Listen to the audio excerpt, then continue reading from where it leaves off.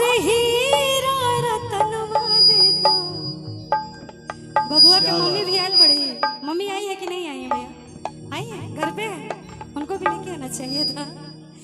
अरे बाजी ना मजीरा से,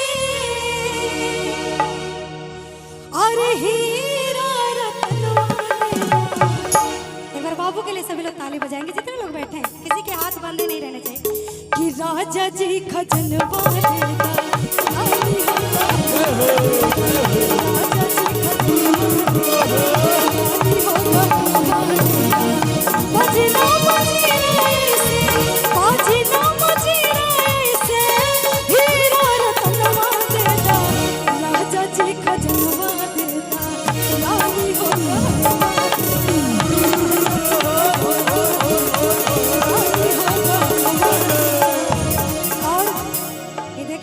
सोहर पे पहला मोहर, यानी कि आप इनके पापा जी हैं, चाचा हैं। पापा कहाँ हैं?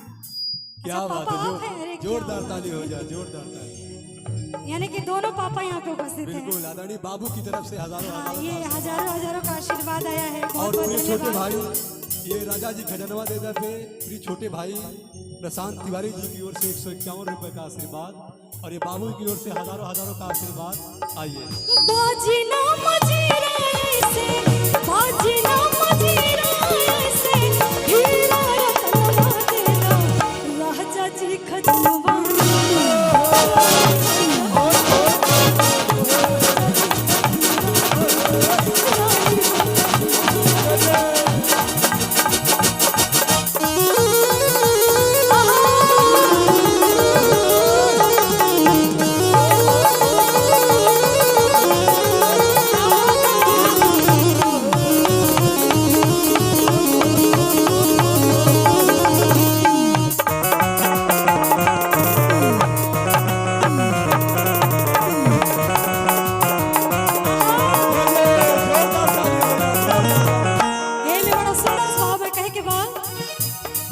कमर कर धनिया देता, नाक के न धनिया देता।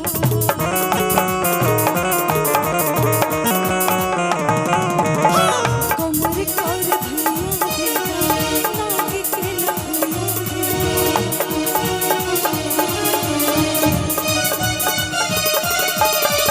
इहे यार मनवा हमरो, इहे यार मनवा हमरो, हाथ के कंगनवा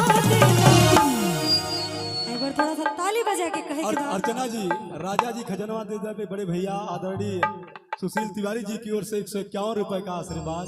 एक बार जोरदार ताली भैया के लिए हो जाए। बहुत बहुत धन्यवाद।